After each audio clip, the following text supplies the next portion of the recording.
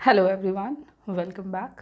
Previous class में हम लोगों ने बैलेंस ऑफ पेमेंट के कंपोनेंट्स डिस्कस करने शुरू किए थे। जो टॉपिक था हमारा वो था components of balance of payment, जहाँ पे हमने देखा कि बैलेंस ऑफ पेमेंट के अंदर हम हर तरह के इकोनॉमिक ट्रांजैक्शंस को इंक्लूड कर रहे होते हैं जो कि एक देश के अंदर एक पर्टिकुलर ईयर में होता है। तो वो जितने भी आइटम्स और जितने भी अलग अलग ट्रांसफ़र्स हैं जो इकोनॉमिक ट्रांसफ़र्स में आते हैं, उन सब को अगर हम कैटेगराइज करना चाहें तो दो कैटेगरी में डिवाइड कर सकते हैं। तो according to that balance of payment के दो कंपोनेंट्स होते हैं, एक करेंट अकाउंट और दूसरा कैपिटल अकाउंट।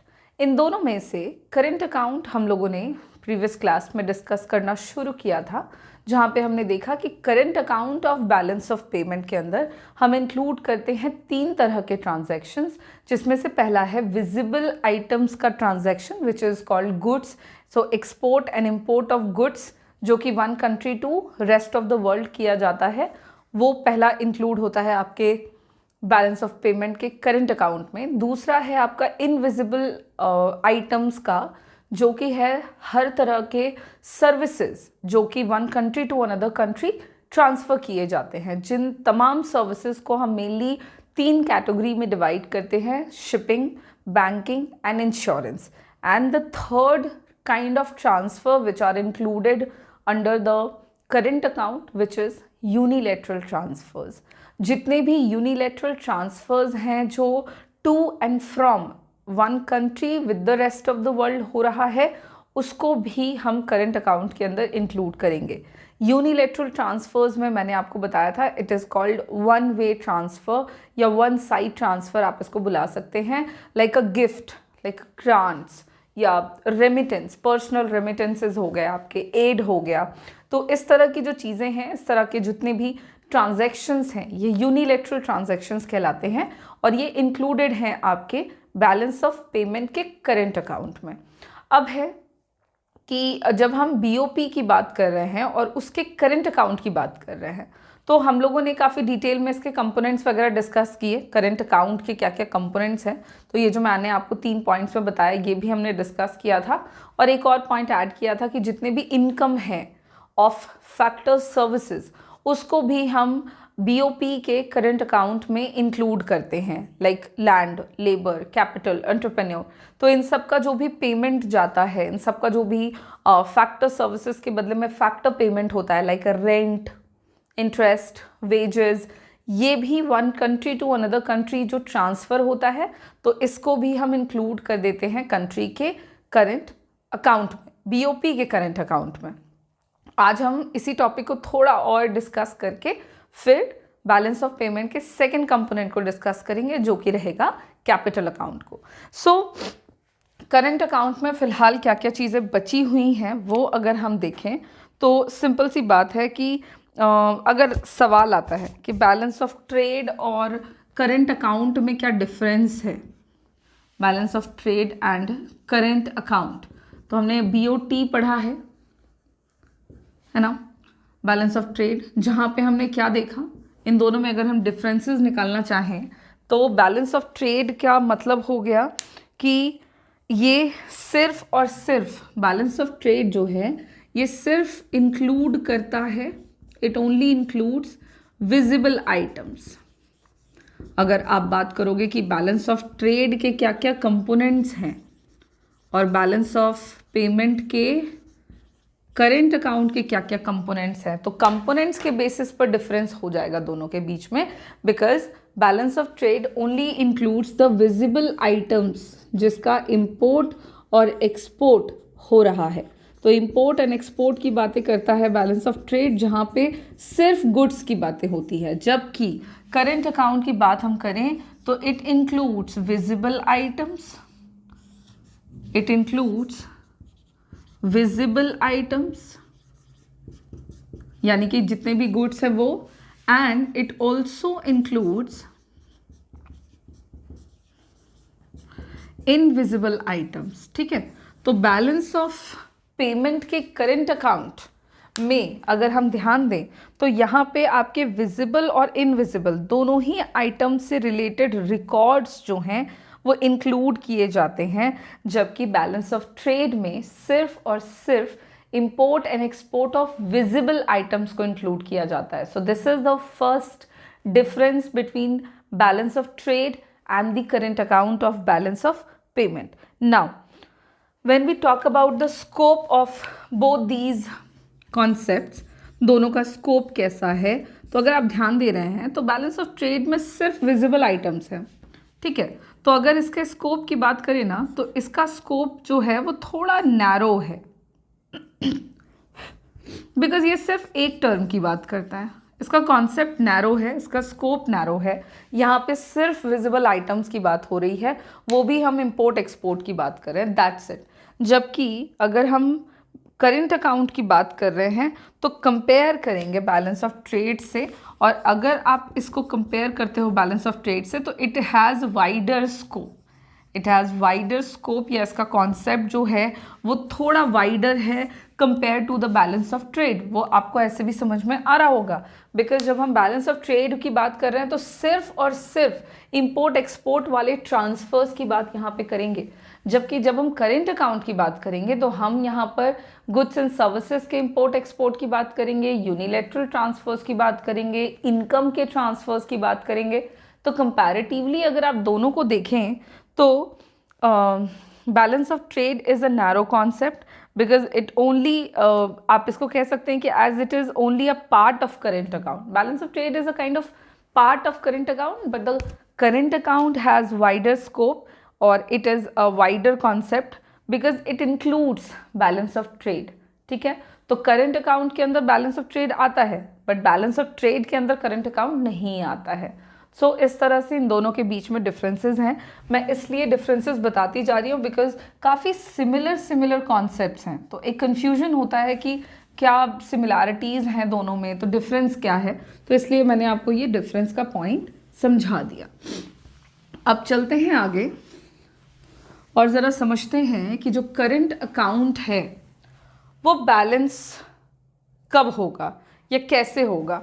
मतलब करंट अकाउंट भी तो बैलेंस होता है, हो सकता है, होना चाहिए, नहीं होना चाहिए. अगर हम इसकी बात करें तो देखें, जो बैलेंस ऑफ पेमेंट का करंट अकाउंट है उसमें हम receipt from export of goods, services, unilateral receipts और हर ये सारी चीज़ें इंक्लूड करते हैं.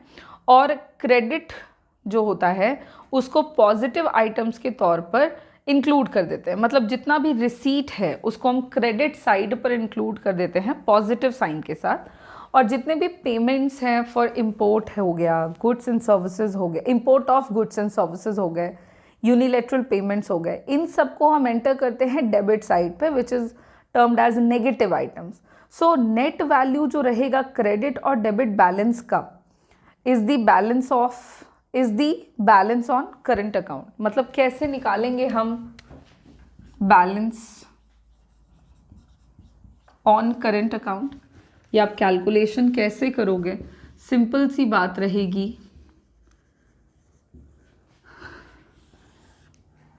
कि करंट अकाउंट में हम रिसीट और पेमेंट इंक्लूड करते हैं. जितने भी रिसीट्स हैं और जितने भी पेमेंट्स हैं, अब किस चीज़ से रिलेटेड ये बार बार हम कह चुके हैं, रिसीट्स फ्रॉम एक्सपोर्ट जो हो रहा है, जितने भी यूनिलैटरल ट्रांसफर्स के तौर पर जो भी पेमेंट रिसीव हो रहा है, जो भी रिसीट है, इन सब को हम क्या करते हैं, ईटीसी लगा देती हूँ, इन सब को हम क्रेडिट साइड पर नोट करते हैं, यानी कि पॉजिटिव साइड पर नोट करते हैं.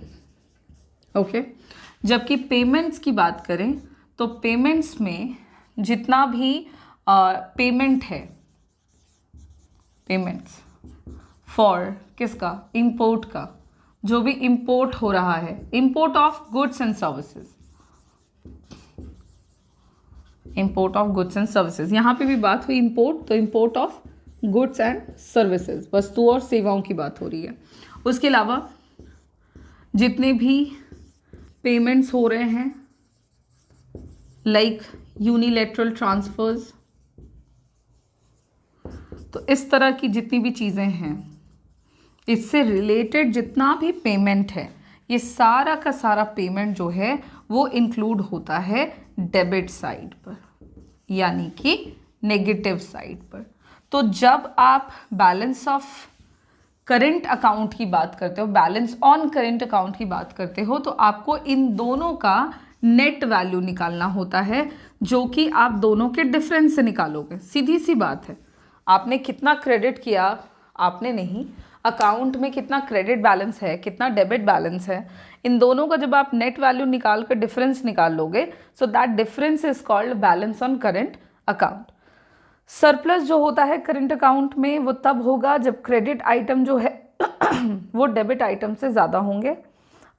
यहाँ पे हम net inflow of foreign exchange को देख पाएंगे। देखो, बैलेंस तो ये हो गया, लेकिन हमेशा बैलेंस ही रहे ऐसा तो नहीं होता है, तो इसके भी दो डिफरेंट एस्पेक्ट्स आपको देखने को मिल सकते हैं। एक तो ये हो सकता है सरप्लस और एक हो सकता है ये डेफिशिट, क्या, करंट अकाउंट। तो करंट अकाउंट की बात कर रहे हैं, ये सरप्लस कब होगा, तो करंट अकाउंट सरप्लस तब हो जाएगा जब जितना भी क्रेडिट बैलेंस है, क्रेडिट आइटम जो है इस अकाउंट में,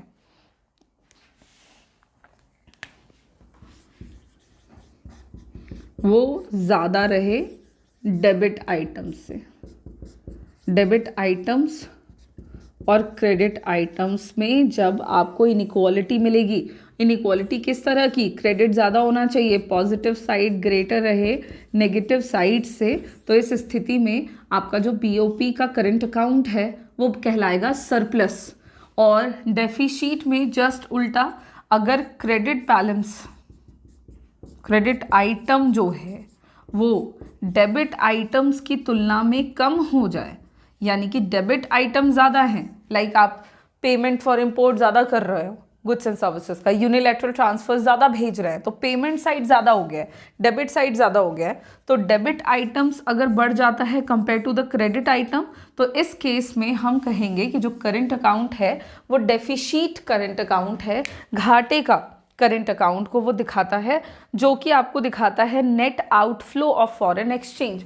देखो, सरप्लस जो है वो नेट इनफ्लो को दिखाता है। सरप्लस अगर हो रहा है करंट अकाउंट तो ये दिखाएगा net inflow of foreign exchange, net inflow of foreign exchange को शो करता है कि देश के अंदर कितना टोटल पैसा आया। अगर डेफिशिट है तो डेफिशिट की वजह से आपको दिखेगा net outflow of foreign exchange. Debit side की वजह से आपको net outflow of foreign exchange नज़र आएगा। और इस तरह से आपको दोनों ही टर्म्स में कंट्री के ही बारे में, उसके ग्रोथ एंड डेवलपमेंट से रिलेटेड टर्म्स जो हैं वो ज़रूर पता लगेंगे। और चूँकि फॉरेन एक्सचेंज के कॉन्टेक्स्ट में हम बातें कर रहे हैं, तो मैंने आपको उसी सेंस में बताया कि अगर डेफिशिट है तो क्या समझ में आएगा, आउटफ्लो हो रहा है टोटल कितना फॉरेन एक्सचेंज का, और अगर सरप्लस है तो टोटल कितना इनफ्लो हो रहा है। इस तरह की बातें आपको पता लग जाएंगी। बैलेंस ऑफ पेमेंट के करंट अकाउंट का डिस्कशन यहाँ पे हम कंप्लीट करते हैं, इतनी बातें इनफ रहेंगी। अब हम चलेंगे कैपिटल अकाउंट पर। एक बार आप इसको ध्यान से देख लीजिए।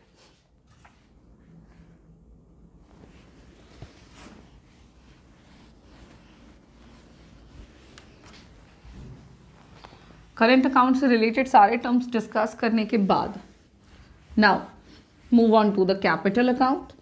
और सुनने में जैसा कि आपको समझ में आएगा, तो कंट्री के कैपिटल रिसीट और कैपिटल एक्सपेंडिचर से रिलेटेड बातें हम यहाँ पर अब करेंगे, which is the second component of balance of payment.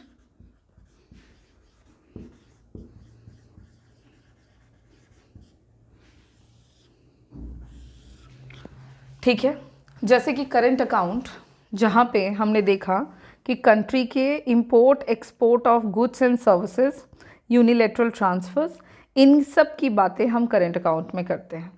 ठीक उसी तरह से जो कैपिटल अकाउंट है बैलेंस ऑफ पेमेंट का, उसमें भी हम हर तरह के वो ट्रांजैक्शंस इंक्लूड करते हैं जो कि एक कंट्री के रेसिडेंट्स के बीच में पूरी दुनिया के साथ हो रहा है, और ये आपका रिलेटेड होगा with the change in assets and liabilities of the residents of the country or its government. ध्यान देंगे capital account, so it refers to an account.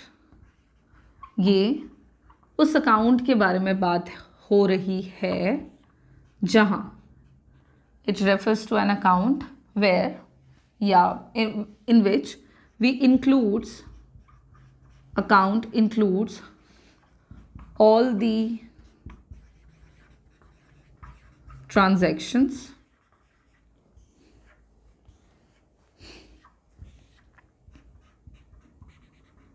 ठीक है which is related to, या आप इसको दूसरे शब्दों में कह सकते हैं which is cause in changes in the assets and liabilities. बस आपको एक ही चीज़ ध्यान ही रखनी है, जहाँ कहीं पर भी कैपिटल वर्ड आ रहा है मतलब हम एसेट लाइबिलिटीज़ की बातें कर रहे हैं, और ये जो ट्रांजैक्शंस की बात कर रहे हैं इसको यहाँ ना लिख करके हम यहीं लिखते हैं। ये जो हमने ट्रांजैक्शंस की बात करी है तो ऑब्वियसली बात है ये ट्रांजैक्शंस दो टर्म्स के बीच में हो रहा है, दो कंट्रीज़ के बीच में हो रहा है, तो इसको हम यहाँ पर कुछ इस तरह से लिखेंगे कि it includes the transactions between residents of one country to the rest of the world, पूरी दुनिया के अलग अलग देशों के साथ। तो एक कंट्री से अनदर कंट्री के बीच में जितने भी ट्रांजैक्शंस जो इंक्लूड किए जाएंगे उस अकाउंट में, वो ट्रांजैक्शंस जो किससे संबंधित है, वो संबंधित है देश के एसेट्स और लाइबिलिटी से। अगर यहाँ पे हम बात कर रहे हैं किसके एसेट्स और किसकी लाइबिलिटी, तो जो रेसिडेंट्स हैं रेसिडेंट्स एंड कंट्री की गवर्नमेंट, तो कंट्री की गवर्नमेंट और कंट्री के जो रेसिडेंट्स हैं उनके एसेट और लाइबिलिटी से रिलेटेड जितने भी तरह के ट्रांजैक्शंस हैं और उन ट्रांजैक्शंस के रिकॉर्ड को जिस अकाउंट में इंक्लूड करते हैं उस अकाउंट को कैपिटल अकाउंट बुलाते हैं। Okay, capital account of balance of payment records all those transactions between the residents of a country and the rest of the world which cause a change in the asset or liabilities in the residents of the country or its government. It is related to generally claims and liabilities of financial nature. यहाँ पे हम जो भी liabilities वगैरह की बातें कर रहे हैं तो फाइनेंशियल नेचर्स के जितने भी क्लेम हो गए, फाइनेंशियली आपको किसी दूसरे कंट्री के व्यक्ति से पैसे लेने हैं या किसी को देना है, तो ये जो भी क्लेम हुआ मनी के तौर पर फाइनेंशियली, और जो भी आपके लाइबिलिटीज़ हो गए उनसे रिलेटेड सारे ट्रांजैक्शंस आपको इस अकाउंट में देखने को मिलेंगे। कैपिटल अकाउंट जो होता है वो दो चीज़ों के लिए मेनली यूज़ किया जाता है, पहला finance deficit in current account और दूसरा absorb surplus of current account. ठीक है, दो तरह से बात समझेंगे। जो कैपिटल अकाउंट है इसके जितने भी ट्रांजैक्शंस हैं वो मेनली दो उनके यूजेस दो कैटेगरीज में बढ़ते हैं।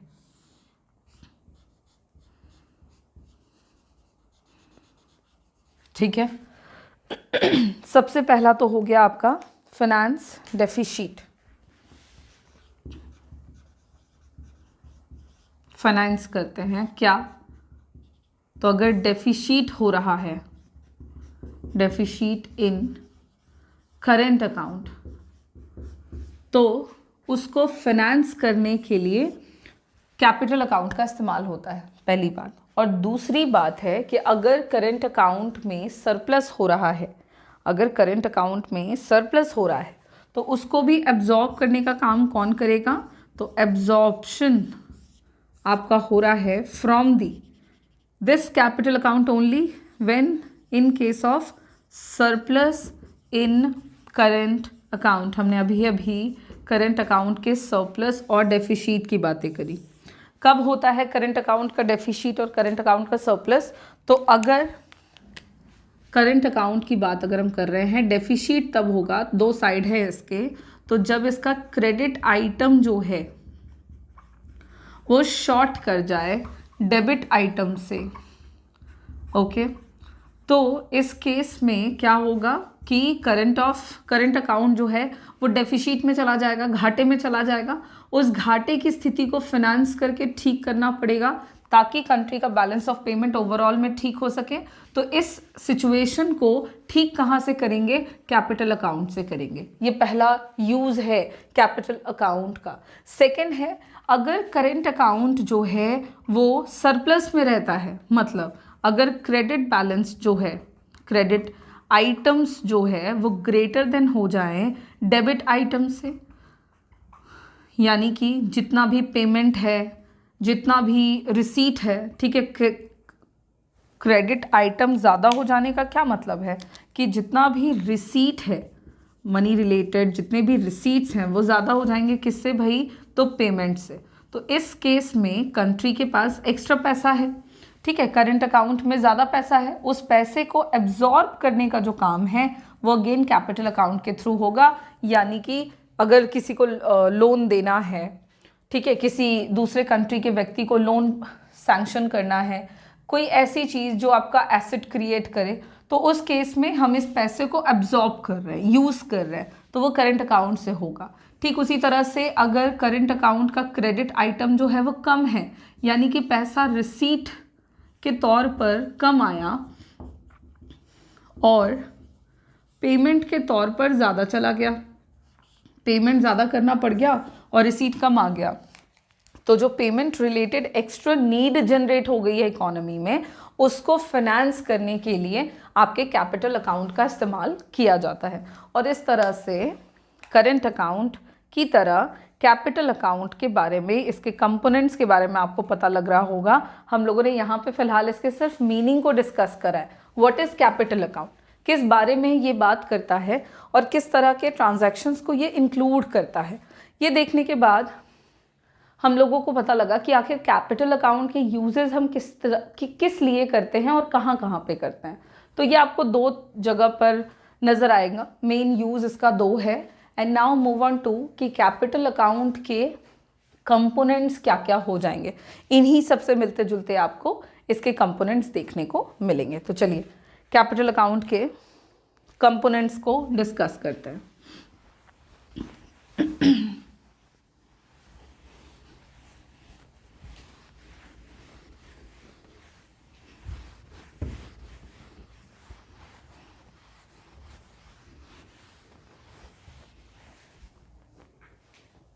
So now next is components of current account। और करंट अकाउंट के मेन कंपोनेंट्स की बात करें तो इसको हम कुछ पॉइंट वाइज देखेंगे, कौन कौन से कंपोनेंट्स हैं आपके capital bar bar it's a capital account. तो कैपिटल अकाउंट के मेन कंपोनेंट्स की अगर हम बात करें कि कौन कौन से हैं, तो इनको हम पॉइंट वाइज डिस्कस कर रहे हैं।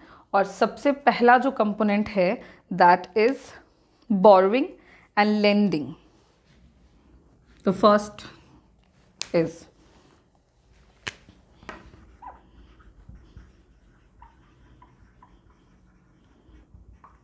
उधार जो लिया जाता है और जो मनी उधार के तौर पर दिया जाता है। सो बोरोइंग जो आप ले रहे हो, लेंडिंग जो आप दे रहे हो। So borrowings and lending to and from, जो कि आप दे भी रहे हैं आप ले भी रहे हैं। So to and from the rest of the world.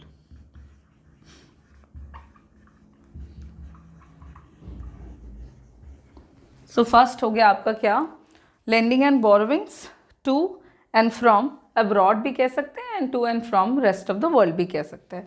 पहला कंपोनेंट है। पहले मैं आपको पॉइंट वाइज कंपोनेंट्स बतला देती हूँ एंड देन हम लोग इसको फिर डिटेल में समझेंगे। तो पहला तो हो गया भाई main component of capital account.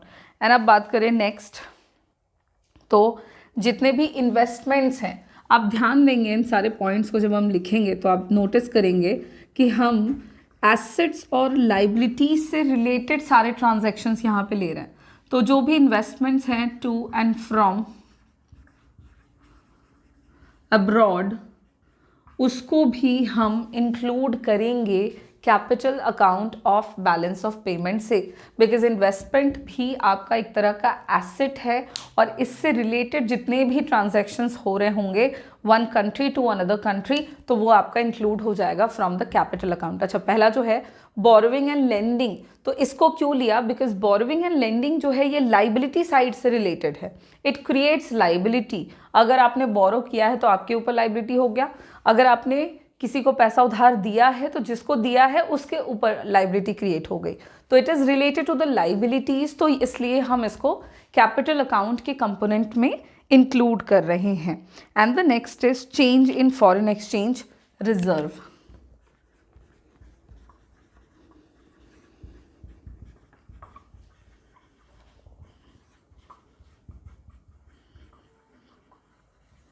Change in foreign exchange reserve, तो ये जो हो गए आपके ये तीन मेन कंपोनेंट्स होंगे आपके कैपिटल अकाउंट के। फॉरेन एक्सचेंज रिजर्व आपके एसेट के तौर पर काउंट होगा, इसलिए इससे रिलेटेड जितने ट्रांजैक्शंस हैं कैपिटल अकाउंट का पार्ट है। इन्वेस्टमेंट भी आपका एसेट के तौर पर रिकॉर्ड होगा, ये भी एक तरह की संपत्ति होती है, तो जो भी कर रहा है उसके लिए। तो अगर आपके देश का व्यक्ति दूसरे देशों में इन्वेस्टमेंट कर रहे हैं तो वो उनके लिए एसेट का जनरेशन कर रहा है इन अनदर कंट्री, और अगर दूसरे देश का व्यक्ति हमारे कंट्री में आकर, सपोज दैट हमारे कंट्री में आकर के इन्वेस्टमेंट करते हैं, तो ये उनके इन्वेस्टमेंट को हमारे यहाँ पे दिखाएगा, तो ये उनका एसेट हुआ। तो हर हालत में investment refers to an asset, so इसलिए इससे रिलेटेड हम ट्रांजैक्शंस यहाँ पे लेंगे। और बोरोविंग्स एंड लेंडिंग ये कंप्लीटली आपके लाइबिलिटी साइड की बात करेगा, ये आपके लिए लाइबिलिटीज़ का जनरेशन करेगा, इसलिए भी इसको हम इंक्लूड कर रहे हैं कैपिटल अकाउंट में। अब इन तीनों को ज़रा हम ब्रीफ करना चाहें तो क्या हो जाएगा इन तीनों का एक्सप्लेनेशन, तो जो मैं आपको बता रही हूँ सिंपल है। बोरोविंग्स एंड लेंडिंग के बारे में फटाफट से डिस्कस कर लें।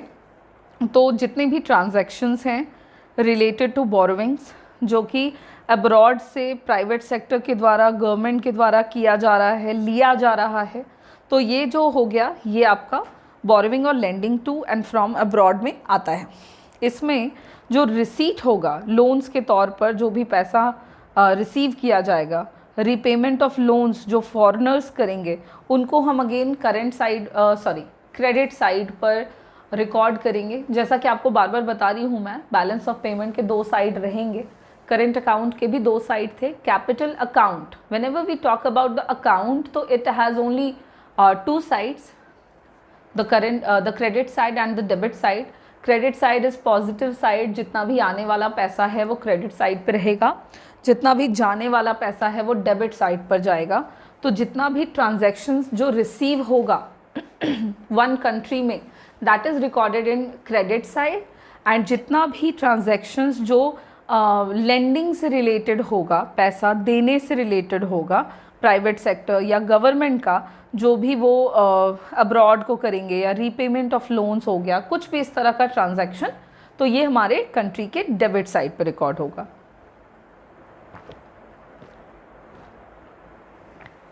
ठीक उसी तरह से second is investment to and from abroad, तो it also includes two sides. Okay, पहला तो हो गया जो इन्वेस्टमेंट हो रहा है रेस्ट ऑफ द वर्ल्ड के द्वारा, सपोज हम इंडिया के कॉन्टेक्स्ट में बात कर रहे हैं, तो in shares of Indian companies, real estate और इन इंडिया, तो इस तरह से जो भी investment rest of the world के द्वारा इंडिया में किया जा रहा है, यानी कि हमारे कंट्री में पैसा आ रहा है, that all are included under the credit side of capital account।